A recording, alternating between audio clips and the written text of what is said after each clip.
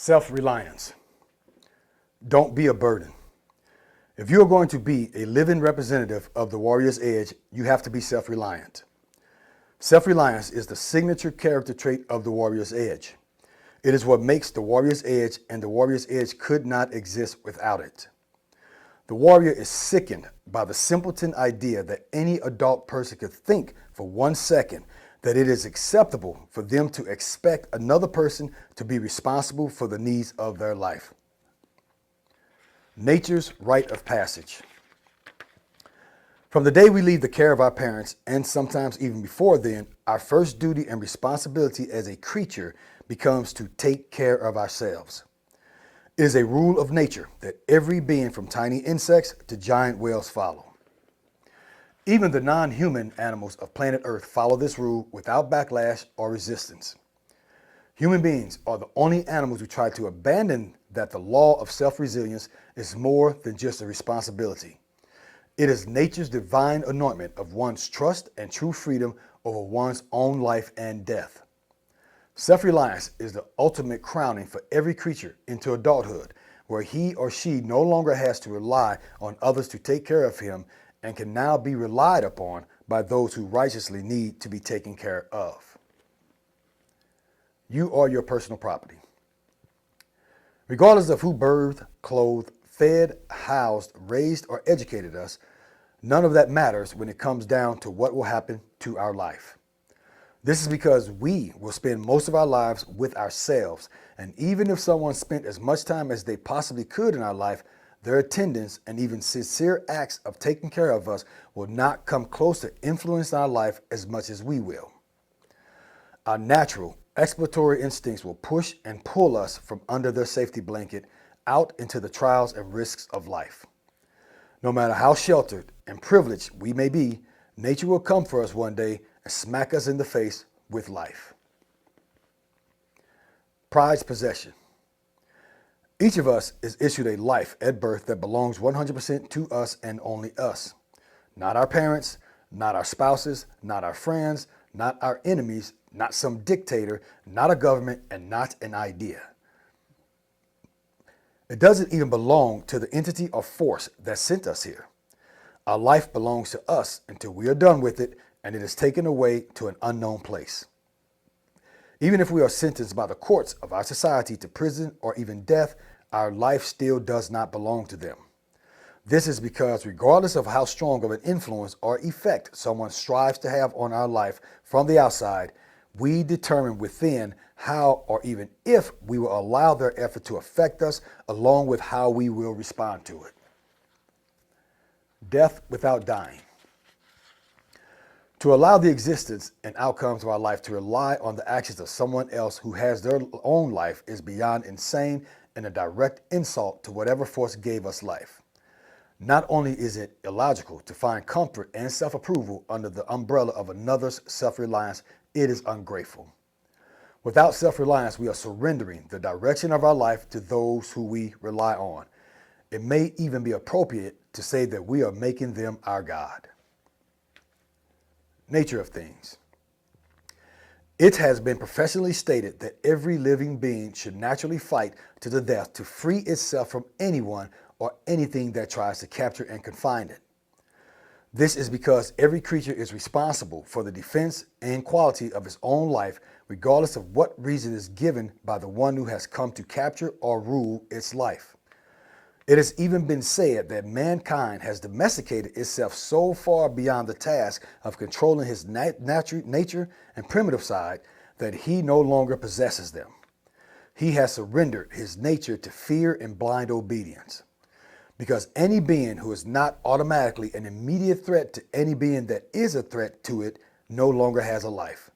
Its life belongs to the ones who threaten him, who he doesn't threaten back.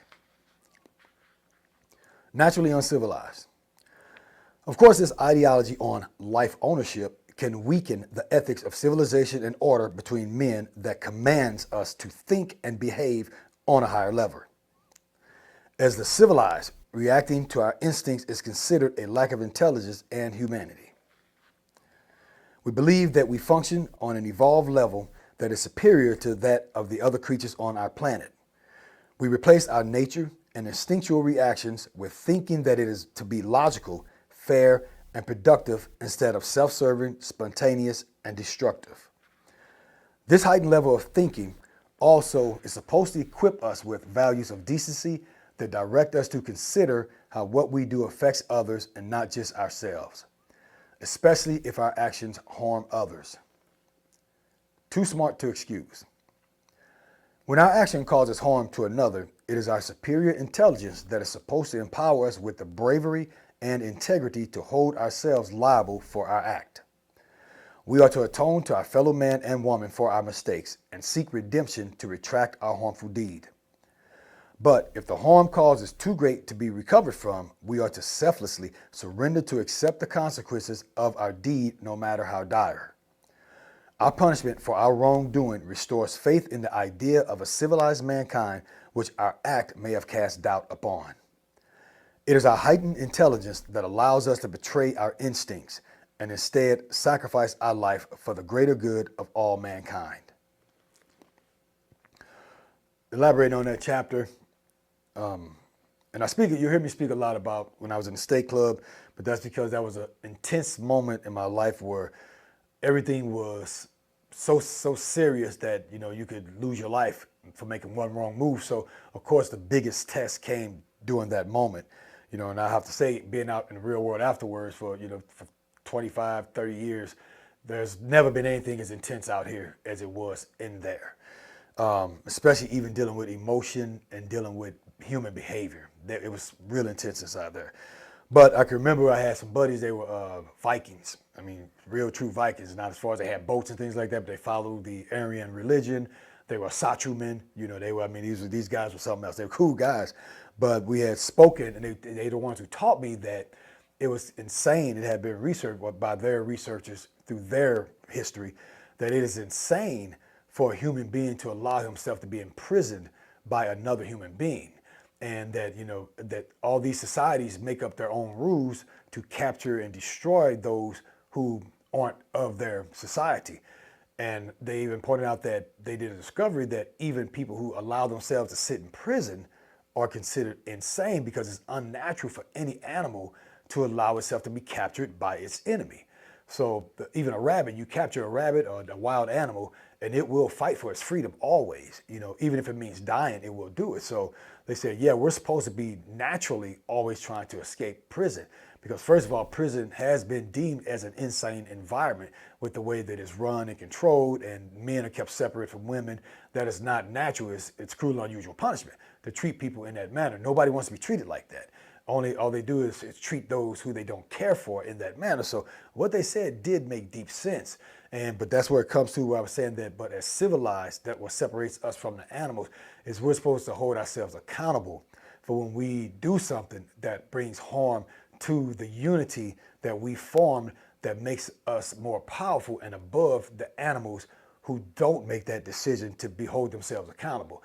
Even if that animal does something wrong, it's going to fight to the death to get its freedom. It's never going to allow you to capture it. It has no conscience on the fact that, hey, I was unfair to you. I shouldn't have ate all your vegetables in your garden because now you and your family are going to starve. It's going to say, man, F you. I'm eating what I want to eat, and you touch me, I'm fighting to the death. So that's kind of clears that up. No right or wrong choice. As you can see, there are circumstances that we as united, civilized, selfless beings are supposed to place before our own self-reliance. We can find ourselves in a situation where we may feel the need to do the wrong thing, surrender our self-reliance for what we view as a right reason to benefit the lives of many others. But before we can consider ever being caught in a situation as such, we must first be self-reliant. The pillars of self-reliance are survival, safety, progress. So elaborate on that. Those are the three things that make us self-reliant. We have to be able to survive in the environment that we're in. We have to be able to be safe and protect ourselves in that environment. And then we have to be able to progress and better our existence in that environment. That are what I consider the three pillars of self-reliance. The basics. Self-reliance begins and ends with assuring every day that we have access to all that we need to survive. And if we don't, we need to change our environment and actions until we have positioned ourselves where we do. Secondly, we want to assure that we are safe from harm and sickness. Thirdly, we want to assure that we can consistently participate in activities that allow us to grow and improve the quality of life. If we tend to these three power pillars, we will have the foundation and structure of self-reliance under control. I have a saying I like to say, and it may be something I heard somewhere before, but a rose cannot grow in sand. So a rose, we all know, is one of the most beautiful flowers out there that exists, but if it's in sand, it's taken from its natural habitat and put in sand, it dies.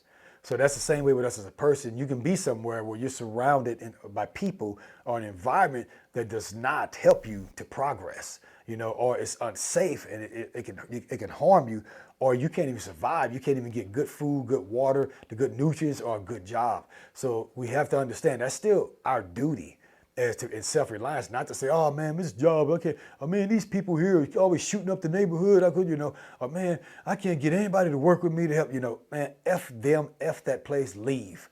Go somewhere else, keep moving around, just like animals do. Animals will do that. Wild animals will migrate. When the grass ain't green over here, a rabbit will go somewhere else. When a lion, there's nothing to hunt, they go somewhere else. When the elephant see there's no water here, they will travel miles. When a shark can't find something, he'll swim 1,000 miles to go and find fish. So we have to remember that we're still animals too, and we can't allow ourselves to depend on the environment that we're in or the people who are in that environment for our survival, for our safety, and for our progression. Or else we're not being self-reliant.